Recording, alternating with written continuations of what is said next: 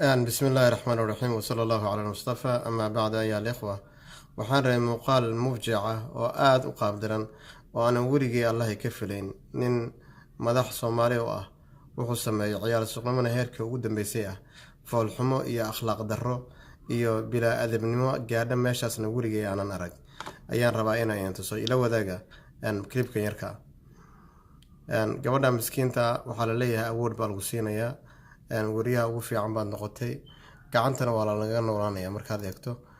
gabadha miskiinta dhibka haysta fiiriye idinku gabadha dhibka ku dhegani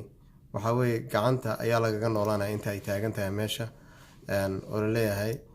muxuu ahaay suma aragtaan miskiinta yarta gacanta lagaga noolaaday waan prime ministerkii meesha ugu sareeyay wadanka ugu sareeyay weeyaan waa ra'iisul wasaarihi weeye waa madaxdii wadanka ninkii ugu sareeyay ayaa gabadha miskiinta waxa ku sameynaya markaad eegto fiir waxa lagu sameynaya fiir gacanta lagaga noolaanaya saa jugta lagu hayaa gacantu kaga noolaaday walaashi ma aha walaa eedadii ma aha xaaskiisa ma aha hooyadii ma aha gabadha miskiinta